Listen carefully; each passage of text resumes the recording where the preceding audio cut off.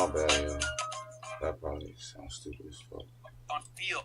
And, like, that's a real humanizing moment for Donald Trump. You guys are literally operating on la-la land, and the real reasons why you want to do this, the real reasons why you're saying all this stuff is not because, you know, you're genuinely worried that this is going to actually hurt the viability, the electoral viability of the candidate. Because if you actually saw me as an ally, right, as someone who's ideologically aligned with you, you would just turn around and say the appropriate thing, which is, what the fuck are you talking about? The God president is Donald Trump. He is a psychopath and lies all the time and actually says infinitely more unhinged things that you're claiming Hassan Piker is saying. Live in the real world, please. Like, this is a person that's being disparaged because you just don't agree with him, but you don't actually want to have the conversation on those boundaries, because if you were to have the conversation on those boundaries, most people would be like, well, I agree with the guy that you're calling controversial, as a matter of fact. That's it. That's the reality. That's the reality of the matter. That's actually what's going on currently. And they can't say that. They can't do that because this is an ideological battle.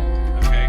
Yeah, Will Staken had a good take on this. He's the senior Washington reporter for ABC. He said, getting flashbacks from 2019 when Bernie Sanders went on Joe Rogan faced similar intense backlash, and basically Dems lost an entire podcast/comedy audience to Trump and MAGA. That's exactly what's going on. I mean, just through the nose, Booker Slock and Diego accepted a collective 10 million plus from AIPAC and other Israeli lobby groups. So is it a Hassan problem, or Hassan might ask me questions that I am donor bound to answer a certain way problem? But there's more.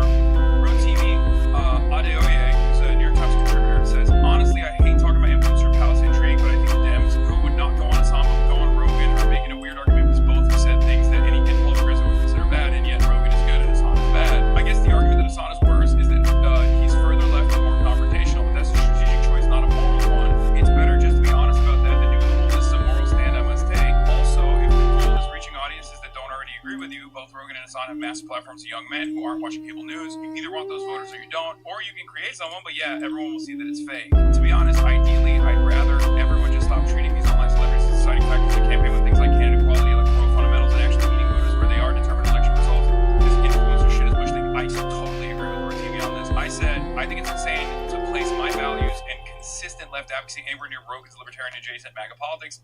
It's clear that they don't want to be challenged by their left flank, especially on Israel, Iran, and Care for All, two issues I'd absolutely raise. To be clear, I'm not comparing your politics to Rogan's. They're obviously different. The comparison is about the audience. Both your platform reach young men who aren't watching cable news, and the never has been a consistent standard for showing up where those voters are. And the reason why I said that quote was because he replied to someone where he was like, well, you know, Rogan and Hassan have said like equally crazy things that could be perceived as anti-Semitic or whatever. And it's like, I don't think that's the same. I've never, like, at most I joke about how silly it is that people say Jews control the media. I've never had a conversation where I was like sincerely talking about whether or not Jews control the media, for example. You know what I mean? It's like, one, you could actually absolutely point to the anti-Semitism of the other. You can't. Is your platform mostly young men though? Yes. It's so funny that a lot of people don't realize that, yes, my audience